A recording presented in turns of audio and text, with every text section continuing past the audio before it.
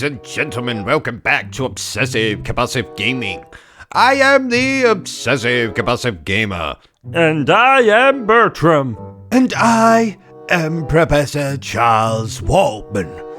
And this is our review for Spider-Man 2. Spider-Man 2 originally released in 2004. A year I remember fondly as the year I first played such fantastic video games as Onimusha 3, Metal Gear Solid 3 Snake Eater, and Metal Gear Solid The Twin Snakes. A lot of video game titles with penis innuendo that year. Yes, sounds like my kind of year. Shut up, Professor. You're not wrong, though. Anyway, we're not here to talk about that. We are here to discuss Spider-Man 2. And just like that beautiful bearded bastard Barry Burton, you're probably wondering... What is this? What is it? What is this? Spider-Man 2 is an open world, open city action-adventure game thing that released to tie in with the movie of the same name. Now, I've seen some people call this the Grand Theft Auto of superhero games, but I have to disagree with that. I didn't find a single prostitute in this game, and believe me, I looked for several hours. But is a black cat in this game? Don't you dare insult my beloved black cat, you bastard! We are going to get married, she and I. Oh, yep, sure you are. Anyway, in this game we play as, you guessed it, Spider-Man, as he contends with the villainous Dr. Octopus or some such nonsense. So let's review this movie tie-in video game, dear viewers, the only way I know how. Badly. And let's start with what I liked about Spider-Man 2. Speaking of things I like it when you subscribe to the channel. So do that, dear viewer. Doing so will allow me to live out my lifelong dream of having 1,140 subscribers. The first thing I simply must commend Spider-Man 2 for is not only letting us play through most of the events from the movie, from disappointing Mary Jane, kicking the shit out of Dr. Octopus, and trying not to wander into the shower with Aunt May. I don't remember that from the film. Yes, it's in the X-rated Director's Cut Extended Cut. Oh! This game also expands the movie's story by featuring other famous Spider-Man villains like Shocker, Rhino, and Mysterio. Black Cat is in here as well, and that was probably the best subplot to not feature in the film. In fact, in a lot of ways, Black Cat had more screen time than Dr. Octopus, Shocker, Rhino, and Mysterio combined. And believe me when I say that, that's not necessarily a bad thing. This is one of my favorite versions of Black Cat. Just the right amount of sex appeal. Isn't that what we call bestiality? Well, only if she was a literal black cat. Oh. But thankfully the game does feature some of the best moments from the movie, like the fight with Doc Ock on the train, the final showdown in the warehouse, the part where Peter drowns Aunt May in a puddle. I don't remember that from the film. It's in the X-rated Director's Cut Extended Cut. Oh! The gameplay, particularly the web swinging, was revolutionary at the time. In fact, without it, we wouldn't have the web swinging we have today. Probably. and it's mostly still fun. Mostly.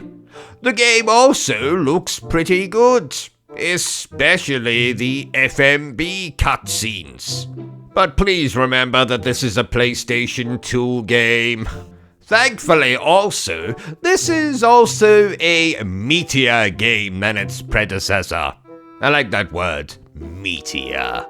Meatier. Anyway, it's obviously bigger, with more to do. More on that in a moment.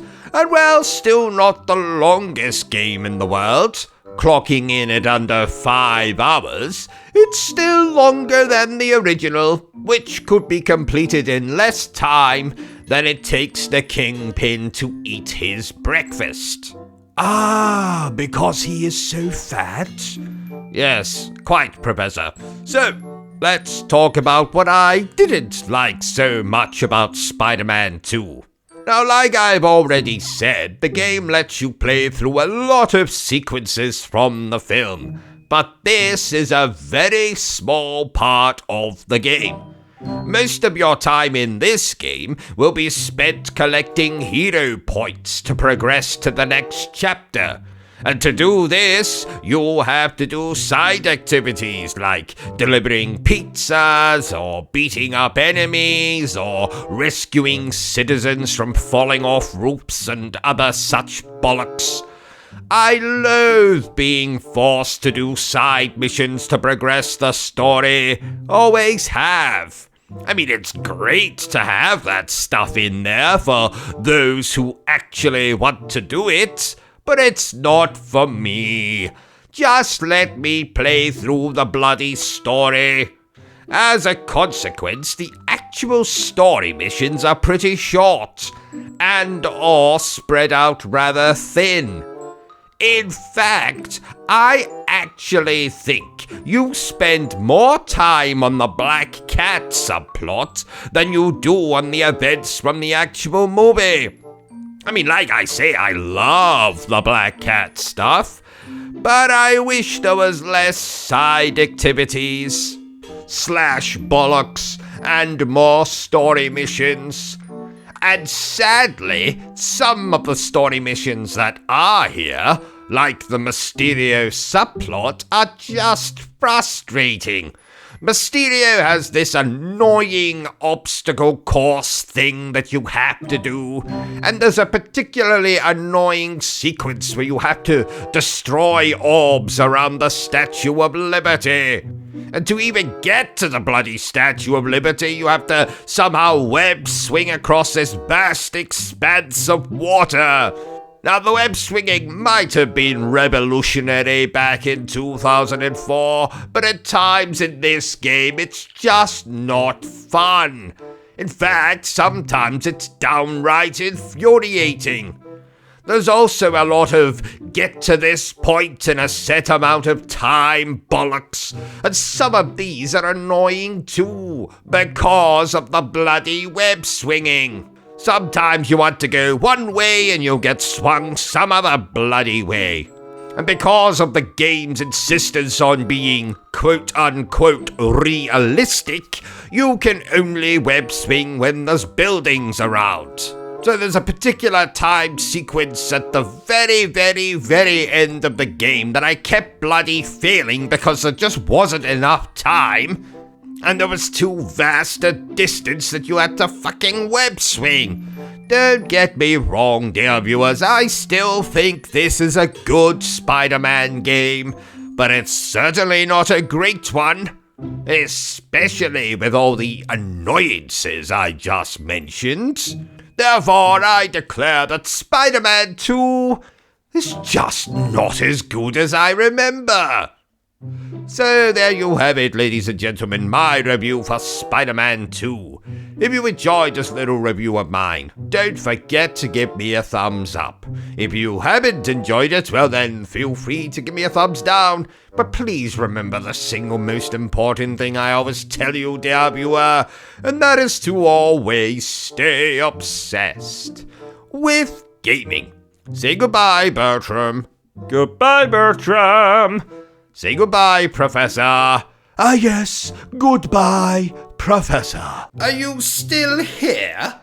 Oh, you must have really enjoyed this video then. In that case, you had better subscribe to the channel and check out our other content. Otherwise, you're a booby pants, and no one wants to be a booby pants.